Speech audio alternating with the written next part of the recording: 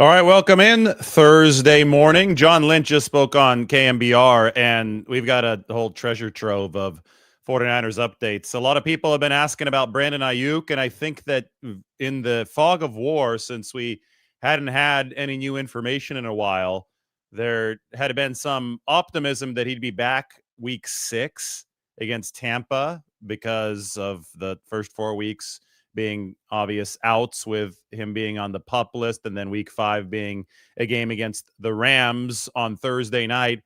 According to what John Lynch just said right now on KMBR, though, it doesn't seem that week 6 is a realistic date for a Brandon Aiyuk return. Don't worry, I got some good news coming up on other players and on Brandon Aiyuk himself, but I just want to temper this and I want to brace you for a longer wait as Brandon Aiyuk continues to recover, not just from the ACL tear, but from a whole bunch of other problems in his knee. It was not a clean tear last October like Nick Bosa's this past Sunday. For Brandon Aiyuk, there was MCL damage. There might have even been meniscus damage. So a longer recovery expected. John Lynch said on KMBR that he has not suffered any setbacks, that Brandon Aiyuk is continuing to work through different markers.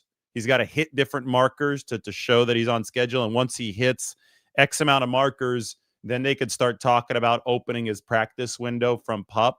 But John did say that he's not close. It's not close is the quote right here that I have in my notes from John Lynch. It is not close. That means that right now we're entering week 4, right, against Jacksonville. So the players who entered this season on PUP and were transferred over to the regular season PUP list, like a Brandon Aiyuk, like a Malik Mustafa, those guys will be eligible to come off of PUP after the 4th game. You've got to spend at least the first 4 regular season games on the list. Well, a lot of people, because of that, looked at week 6, natural grass in Tampa Bay as a natural return point. And maybe it still could be the case for Malik Mustafa. John Lynch wasn't asked about him because I think he had a cleaner ACL tear, although it happened later than Brandon Aiyuk's. That one was in the season finale. So maybe it's still possible for Malik, but for Brandon Aiyuk, not close. The quote from John Lynch, to me, that means that week 6 is not going to be it. So we're going to continue monitoring that. Lynch did talk about the significance of the injury and the markers that Aiyuk has to hit. Now, George Kittle, that seems close to me. George Kittle, though, has to miss at least 4 games, and that is after week 1 because that's when the 49ers put him on injured reserve. Kittle's not an ACL. It's not ligament damage. It's a hamstring strain. So I think that you can brace yourself for George Kittle returning week 6 at Tampa Bay because he does have to be out for that Rams game. That is the 4th and final game of the minimum IR requirement for George Kittle. According to Lynch, everything with George is going well. He's been out on that practice field for the 49ers, and he's been helping guys. You know, he brings that really infectious energy to the locker room and to the practice field. So George has been no stranger ever since he injured his hamstring in that week 1 win over Seattle. And do you remember how torrid of a pace George Kittle opened this season on? In that first drive, he made several big catches, including the touchdown right near the pylon. Well, we talked about Ricky Pearsall being the best receiver in 49ers camp, just completely lighting things up for San Francisco. I think that George Kittle was the best player out on the field at 49ers training camp on the offensive side of the ball. I mean, between Kittle and Pearsall, it was just play after play after play. And the 49ers are going to get George back. And we saw the start of his season against Seattle. When you talk about the 49ers run game and some of the struggles that they've been having, George Kittle not being out there is obviously a huge, huge part of it. I mean, it always is. Their run productiveness splits always go down whenever George Kittle is out because he's this adaptable threat. You don't know if they're going to be run blocking or if he's going to go out for a big-time explosive pass pattern. And their explosive play rate is down at 7.8%, which is number 24 in the NFL. And a lot of that has to do with George Kittle being out as well. So he's a huge part of this team. I've outlined the way that the 49ers are going to get to more offensive balance which should lead to more explosiveness, which should lead to a better rank than wherever they are right now, number 13 or number 14 in EPA per play.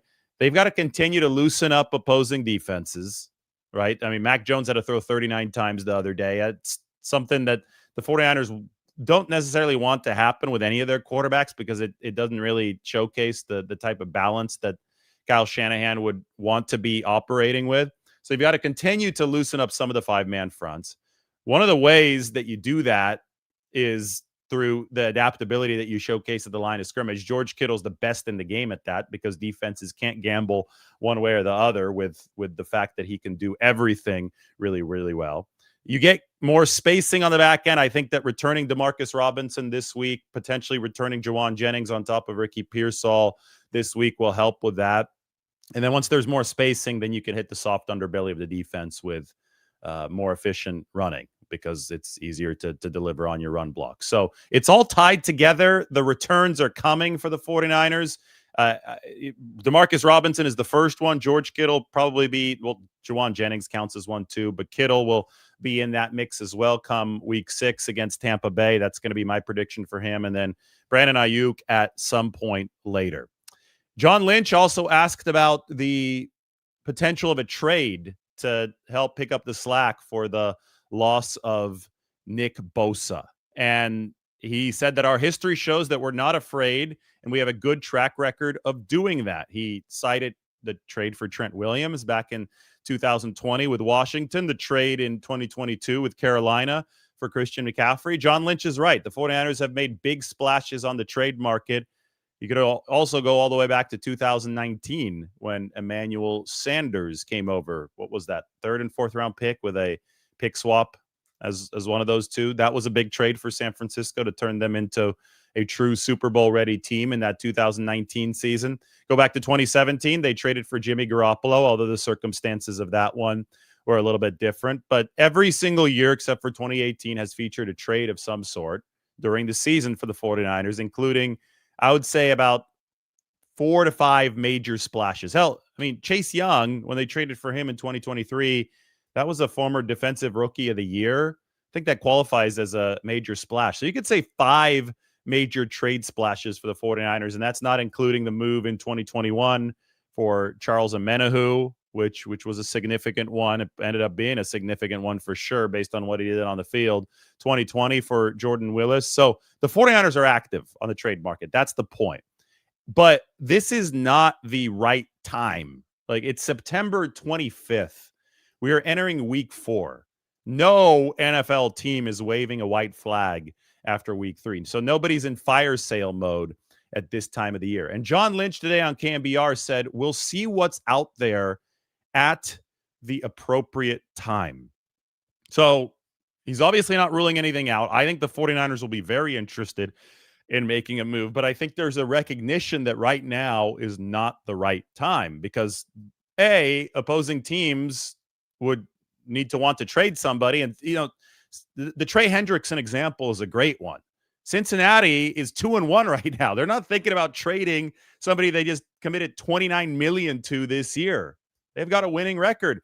And you could say, well, yeah, Joe Burrow's hurt. Jake Browning is the quarterback, but Russell Wilson's a Cincinnati native. He just got benched in New York. Would not be shocking if Cincinnati, to try to salvage this season or salvage the 3 months that Joe Burrow's out, try to make a run for somebody like Russell Wilson. I mean, there's so many moving pieces right now. Bottom line is you look at a team, and if they're 2-1, they are not going to be entering sell now mode. Now, 4 weeks from now, if they lose 4 straight games, it's going to be a different question, right? And I think with the New York Giants, you look at them, and they're already 0-3. They've already moved to a rookie quarterback in Jackson Dart from Russell Wilson. They've got Kayvon Thibodeau on that team. That's a much more tradable situation than Brian Burns, by the way. You look at that and you say, okay, that might be something that has a higher chance of materializing, but it still has not materialized yet. Another thing is that as each week passes, a potential trade acquisition for the 49ers, and edge is a rather expensive position on average, but as each week passes, a potential acquisition gets cheaper. Why? Because base salary is prorated. So if you pay for 14 weeks of Trey Hendrickson, it's going to be more expensive than 10 weeks of Trey Hendrickson because you pay by the week. So the Bengals are paying his salary now. If he is to be traded in a few weeks, the 49ers would pick up whatever remains of his salary then, and he's getting weekly paychecks. We don't know the 49ers' exact spending threshold at that position, but we do know they received $7 million in insurance payout, which is going to come on a salary cap credit in 2026, but salary cap room carries over from season to season. So it's all connected. But so we do know that they have $7 million that they otherwise wouldn't have had to spend on a player. Now, John Lynch talked about that today. Here's his quote about salary cap insurance. He said, "It can soften the blow, but we'd much rather have the alternative. They'd much rather have Nick Bosa on this team than the $7 million in cap credits that they're going to get." But, I mean, you cross the bridge when you get to it, right? And the 49ers have hit the river, and now they got to find the bridge. And they have no Nick Bosa for the rest of this season. By the way, he's going to be around the team facility after he finishes his initial rehab. Surgery for Nick Bosa is going to be tomorrow, by the way. It's a good sign. That means there's not a whole lot of swelling in that knee. He's going to be able to have the surgery rather quickly. It took Brandon Aiyuk a few weeks to have surgery because the swelling and all that was going on, and that was an indicator that so much was wrong with Brandon Ayuk's knee. For Bosa, the surgery will be tomorrow. I think it's going to be down in LA. He is going to begin his initial rehab. There's going to be a couple weeks worth of that. And after the initial rehab is over, he's going to be back in the building helping impart some of his knowledge on the 49ers players. I mean, he's just a fountain of knowledge and football philosophy. I found out something really interesting yesterday. They have a nickname for Nick Bosa in the 49ers team facility. It is audiobook, because that's what he sounds like when he talks, like an audiobook. He's got that quiet voice. He talks slowly. But what Bosa says actually carries a lot of weight. He's able to put stuff into perspective in a complicated, complex, chaotic sport on a week in, week out basis. Like, one of the first guys I go up to in the locker room just to talk about the game, and I know that Trent Williams does this as well, is Nick Bosa, because he's able to take what happened on that Sunday, and there's a wild amount of stuff that happens in any game. Even a boring game has got a lot going on with so many players out there. I mean, football is this ultimate tactical sport, right? You've got different units competing and several different matchups out on the field. Emotions often run high, especially amongst the fans on social media, but I'm sure that they could run high down on the field. Bosa's the one that's able to compartmentalize all that stuff and really explain it. And I think that's invaluable in the 49ers building. So I think it's great news for San Francisco that he's going to be back after his initial rehab. I think that could be a big, big benefit to some of the young defensive linemen, especially on this team, but for the locker room as a whole. Nick Bosa really does bring a lot to the table in that regard. Anyway, back to the salary cap insurance. They get $7 million back, right? And as Lynch said, they'd much rather have Nick Bosa playing himself, but you have to deal with life as it comes. You have to deal with football as it comes. The $7 million that the 49ers get can theoretically pay for nearly half a season of Trey Hendrickson's salary. So we know that the 49ers have a very, very strict limit as to what they can spend, but we don't know exactly where that limit is. And the 49ers, it's guesswork for them as well, because the salary cap is growing every year. You don't know exactly where it's going to be. They've got escalating costs. Right now, they've got $32 million in salary cap space, but they need to carry over the majority of that into 2026 to help pay some of these escalating costs. Like Brock Purdy's salary cap hit this year's $9 million, but it's going to be a whole heck of a lot more in future seasons. It's going to rise over $40 million at some point. So that's where a lot of people get confused, because they see the near-term salary cap space and they fail to connect the long-term to it. And the long-term is extremely important because they're trying to field a team that has a chance to win every single season, not just this one season. So the $7 million that comes back could increase the spending threshold for a potential Bosa replacement. So can waiting a few weeks so that the proration cost goes down. So if Trey Hendrickson is making $16 million in base salary from Cincinnati this year, that's what an opposing team would absorb and take on if they had traded for Trey Hendrickson in week 1. That's $941,000 per week, 16 million divided by 17. So if you go through 5-6 weeks, that number gets closer down to 10 million for the rest of the season. I think if the 49ers are set to receive 7 million in Nick Bosa credit, they got 3.5 million in insurance credit for Brandon Aiyuk last year. That's 10.5 million they didn't expect to have, and they didn't really go out and sign a replacement for Brandon Aiyuk last year, so they were able to stash that salary cap space. But if that all comes to the table as 10.5 million of extra threshold money for San Francisco, you could theoretically shoulder the contract of a Trey Hendrickson around the midseason mark. I'm just giving you the rudimentary math, but John Lynch did say we'll see what's out there at the appropriate time. Well, part of what determines if a time is appropriate or not is the finances. And also another part that determines if it's appropriate or not is if a trade is even feasible. Takes 2 to tango. And right now, I don't think anybody is going to be in sell mode. John Lynch talked about Bryce Huff. The 49ers coaches, they vote on a player of the week in the building. In week 2, it was Mac Jones. That was after the game against New Orleans. Week 3, Bryce Huff after the game against the Arizona Cardinals, where Nick Bosa got hurt. I find it fitting that Huff was able to play well enough to win this award when his snap count had to go up. And I find that promising for the 49ers. They confirmed what we have seen on tape, and we've been watching a lot of this on tape, that Bryce Huff is actually decent against the run. And John Lynch said that it's not a question of this guy can't play the run or he's really bad at this. It's a question of what is his snap limit per game? Where's that threshold in terms of workload for Bryce Huff where things fall off, performance falls off if he stays on the field too long beyond that? And Lynch said that they don't think that Huff is a 50-plus snap player in a game. He played 30-something snaps the other day. 30 to 35% of snaps is where it seems that Bryce Huff's happy zone has been, but every single game is going to offer a different type of workload, and the 49ers defense was actually out on the field for quite a while because Arizona is winning the possession battle early. It's very clear that Robert Saleh, who knows Huff well, and the 49ers, who now have Saleh's intel by extension, it's very clear that they do not believe Huff is going to be a 55 snap player a game, even a 50 snap player a game. And that's what Bosa was able to bring this team. He was out there. He was a machine. Unfortunately, they don't have him anymore, so they're going to have to find new ways to pick up the slack left behind just in terms of snap count.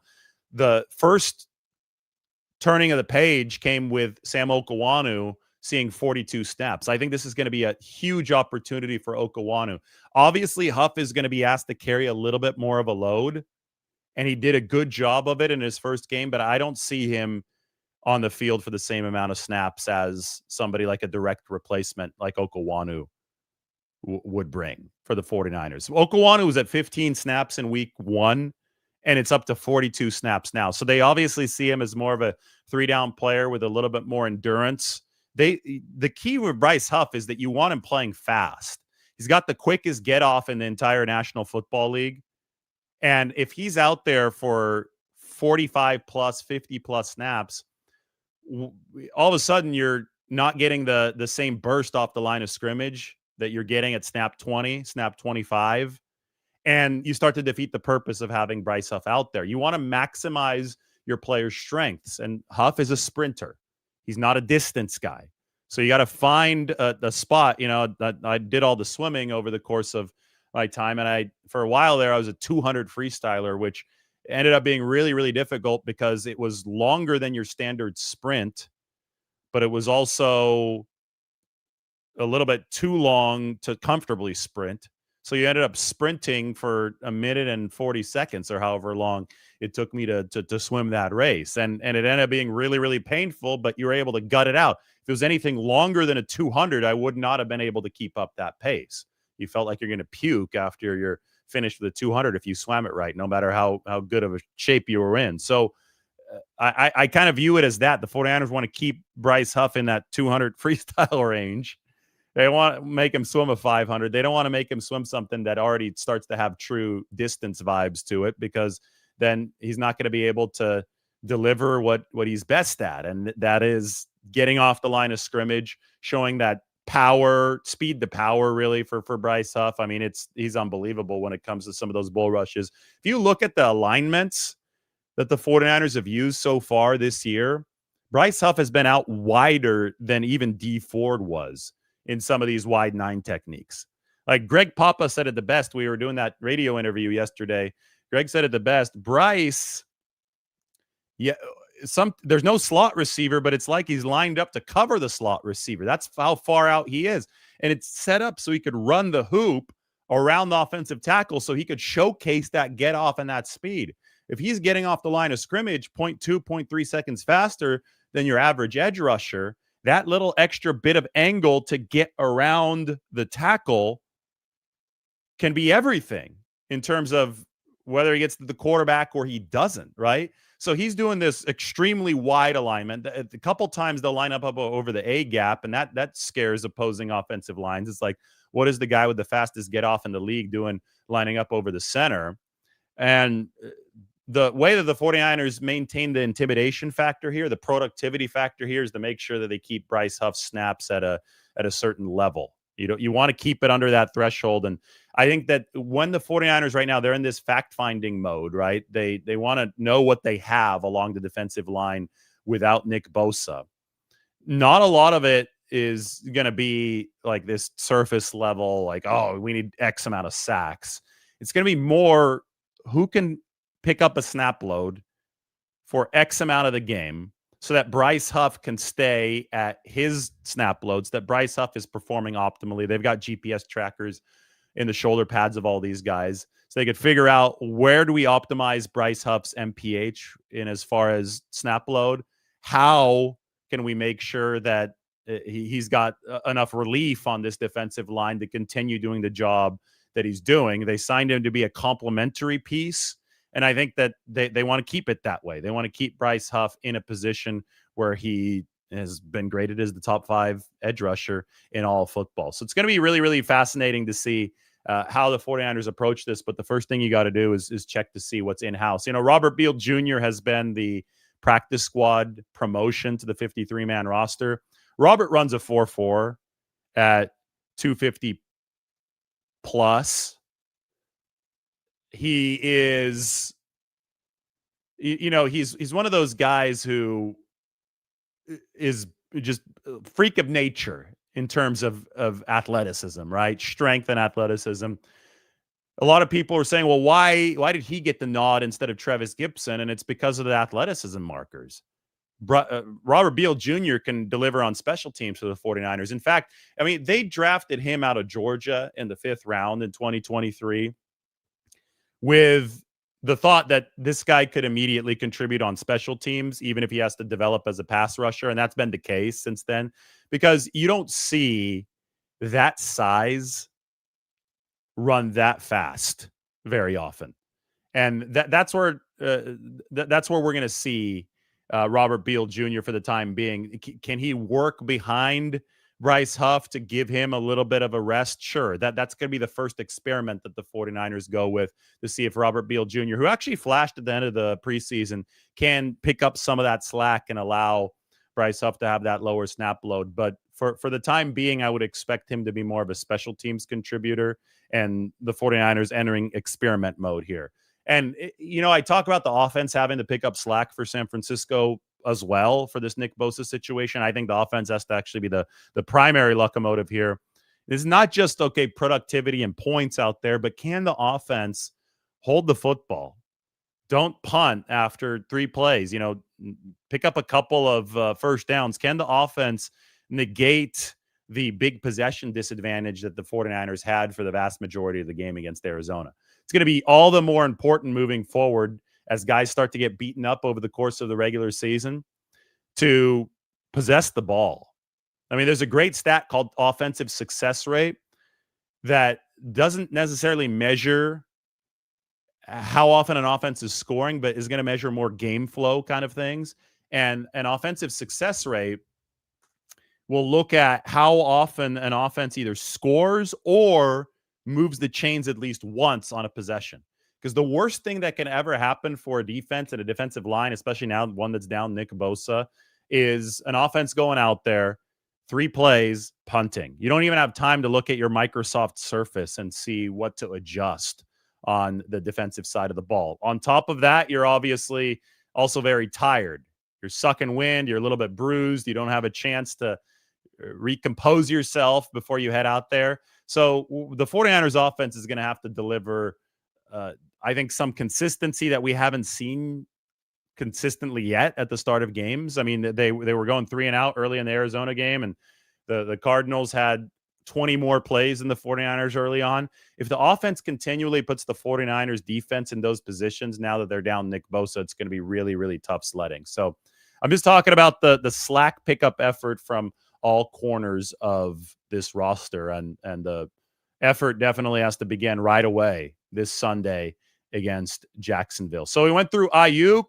Don't expect him in week 6. We went through George Kittle. I would expect him in week 6. Nick Bosa's surgery tomorrow. Talked about Robert Beal. Talked about the trades for Trent Williams and Christian McCaffrey and how those do verify that the 49ers have been active participants on that trade market. I'm now ready to answer some of your good questions. Heading into that comment section.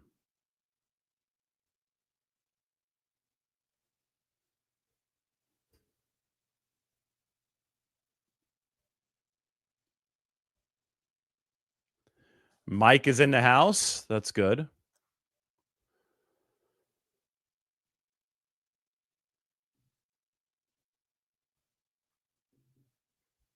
I'm not seeing any questions, though. That's not good. It's good. At least it gives me a couple minutes of not talking. Gotta reach for my water.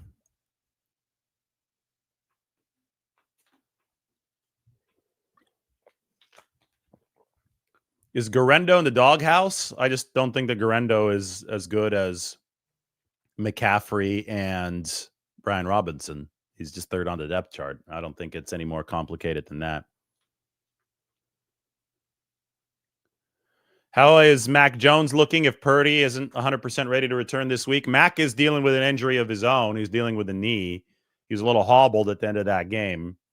He's limited, just like Brock Purdy is limited in practice this week. But I will say that, we could put this up on the screen. This is from the San Francisco Standard. This is why you should be subscribed to the Standard, by the way. Let me get this opened up for you.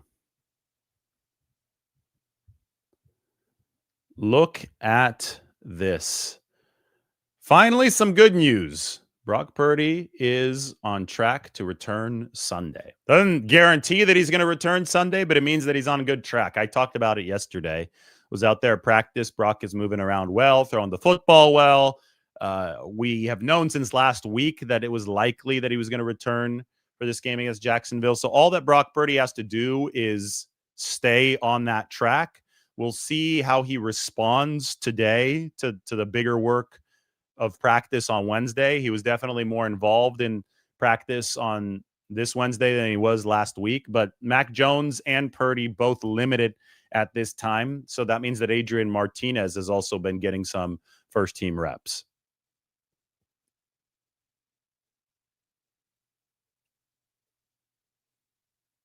Why do I think that run efficiency has been lower? Many, many, many reasons. One, they don't have George Kittle out there, and he's a huge part of running the football. He's the multi-dimensional threat that I talked about earlier in the show. Two, they're facing a ton of 5 and 6-man fronts. I mean, when Mac Jones is throwing 40 times a game, that's your backup quarterback. It is a clear indicator that the 49ers don't feel comfortable running into the looks that they're seeing. They're seeing a combination of 5-man fronts and 2-shell defenses, and the 2-shell defenses really limit the explosive. So they're not seeing overly crowded boxes, but they're seeing crowded fronts. There's a difference between a front and an entire box, and you've got to loosen that up. Yeah, the front has to be loosened up by some explosive plays downfield, usually in the pass game. They've been unable to deliver those given their personnel shortages due to injuries. So they've got to loosen up opposing defenses, make them pay for these five-man boxes. I think it's smart of defensive coordinators to play the 49ers the way that they've been playing them. You say, hey, beat us with your quarterback since it's a backup right now. And once you start roasting us so badly with your QB in the pass game against some of these aggressive fronts, then we'll be happy to loosen up the defense, and then you could run. I mean, that's generally how the progression works. I just think that the 49ers, they haven't been able to deliver the explosive play rate that makes teams pay for aggressive fronts. They're at 7.8% explosive rate. That's the lowest that we've ever seen in the Kyle Shanahan era. They're number 24. So it all ties together. It will come through. George Kittle will return. I think when you have Kittle on your team, you can generally run decently efficiently, regardless of what the defense is running. Maybe not that extreme, but you know what I mean. So you have to see this through personnel-wise first if you're the 49ers, and you have to continue taking what defenses give you. And if Jacksonville comes out with a similar type of defensive strategy where they're just clogging the line this next week, then it's going to have to be 35 throws for Brock Purdy. I mean, that's just what it has been so far this year for either Purdy or Mac Jones. But at some point, the 49ers will reach a level of explosive efficiency that they're going to start to see more nickel packages. They're going to start to see lighter defensive fronts. They're going to start to see fronts that are easier to block, and it will be better blocking for them once they have George Kittle back. Now, I also don't think that it helps when your left guard is a rookie starter who hurt his groin a couple days before the game. That was Connor Colby last week. That was bad, right, for the 49ers. He was filling in for Ben Barge. He got hurt at practice a couple days before the game. That's not good. If Dominic Pooney is not fully back up to speed yet, that also can't really help you at the right guard position. So there's all these things that go into it. Jacksonville's really interesting because they're a solid defense, but I think they're a pass rushing oriented defense. That being said, Eric Armstead can obviously play the run. We know him from the inside, but between Josh Hines-Allen and Trayvon Walker, I mean, both of those guys are pass rushers at the tackle position. And I really think that the 49ers would love to be able to run at them behind both of their tackles, who I think are blocking well, Trent Williams and Colton McKivitz. It just hurts when you don't have George Kittle as that combo blocker to help one of those tackle positions, because that's what really vaults this offense to another level. So hopefully that answers your question. Stuff is never simple in this game, but I do think that you will start to see things click as the natural progression of injury returns and the season does flow. No, I just answered this question. Absolutely not. They're not forcing the run right now. They're passing more and they're winning games because they're passing more. McCaffrey's production will increase as defenses loosen up, as George Kittle returns, as the blockers find their rhythm. You don't just run into a brick wall, though. You do what defenses are inviting you to do. That's always been the Shanahan philosophy. You don't just force the run. You don't just force the pass.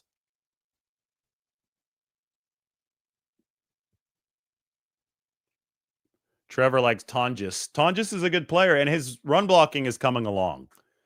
Remember, this was when he first joined the 49ers last year, this was a pass first player. This was a receiver in a tight end's body, bigger body than a receiver. He's really, really learned how to take care of the run blocking phase of the game at a much higher level. And it just isn't as high of a level as George Kittle. I mean, George Kittle is singular in this league, right? So with George, you unlock things that you don't have offensively when he's not on the field. Can B-Rob catch the ball well enough for Shanny to put some catches on tape? Yeah, but Brian Robinson Jr. is a decent receiver. You've already seen him catch a couple passes this season. He's not Christian McCaffrey, but he's solid. And that's why he's an upgrade, I think, over Jordan Mason in this particular scheme, is because he can grab that football out of the backfield. He can run some routes. Mason was not a good receiver.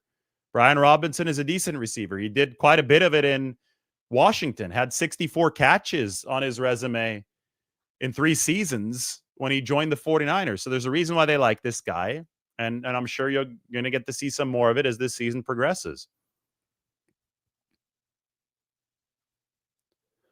I think Juwan Jennings is trending in a good direction. He's day to day right now. I'm going to be out at practice today, so we'll see if he's out there. He hadn't practiced in over a week, but he's coming off of that ankle injury. He was close last week, Juwan was. So we'll see where he ends up this week.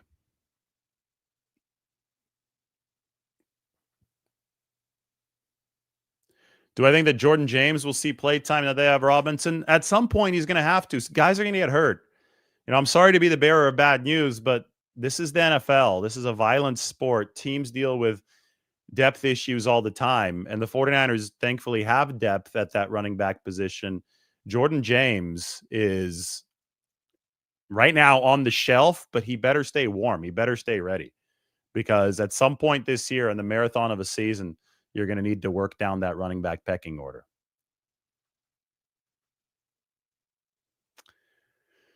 Seattle, Arizona tonight. Thank you for the super chat. I really appreciate it. Now, this is exciting. NFC West matchup. Seahawks and the Cardinals, the two teams whom the 49ers have already faced in the division. It's down in Arizona, I believe. Seattle is number 1 DVOA, thanks largely to the fact their special teams has been really, really productive. But hey, that they just whipped the Saints. I don't think the Cardinals have looked terrible either. The Cardinals are close to 3-0. The Eddie Pinheiro field goal away from 3-0. So this is a really, really intriguing matchup. I think that Arizona, last I checked, they were actually slightly favored. Let's look. Let us look. Tonight's game, Seattle is now favored by 1.5. So that flipped. And it makes sense because Seattle's been better so far this year. They've been more efficient across the 3 phases of the game. But that's still a toss-up, right? 5:15 tonight, Amazon, Seahawks and the Cardinals. 49ers get to watch this from the first place perch of the NFC West. I am really, really excited to watch a divisional battle today that the 49ers are not involved in. And then the very next week, it's going to be a divisional battle that the 49ers are involved in. Remember, the 49ers are about to embark on 2 games in 5 days. This is a really, really important early season stretch. Coming out of this stretch, you're going to start to have more clarity on what exactly the 49ers might need on the trade market regarding the defensive positions affected by Nick Bosa's absence. So this is about to go 110 miles an hour over a few days, and a nice little prelude to it is the NFC West matchup between the Seahawks and the Cardinals tonight.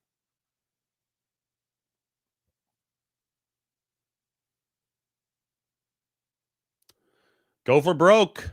Wait for a trade until close to the end of October. Otherwise, it would be too expensive. That's usually why stuff doesn't happen until closer to the deadline, which is November 5th.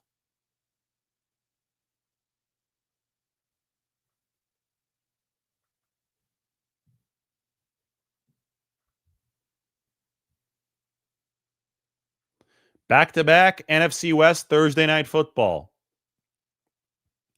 Will Purdy start or be the backup this week? I think he's on track to start.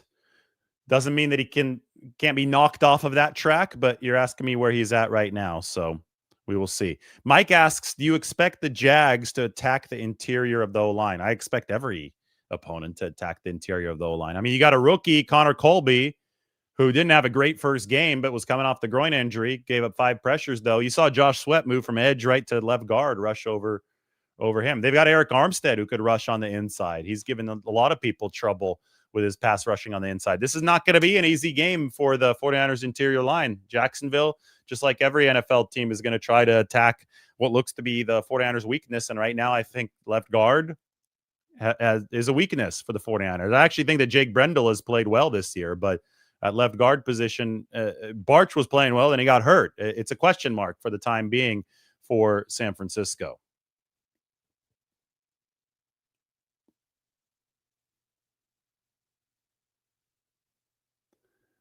Way too early to ask if Bosa is going to get extended with his injury history. He's not that old.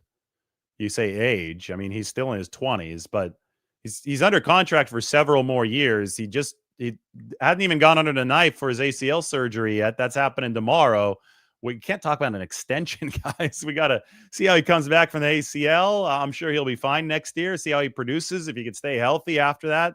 I mean, those decisions are not being made right now. All right. On that note, everybody, thanks for watching. Go check out the San Francisco Standard. Finally, some good injury news for the 49ers. Purdy is on track to return Sunday.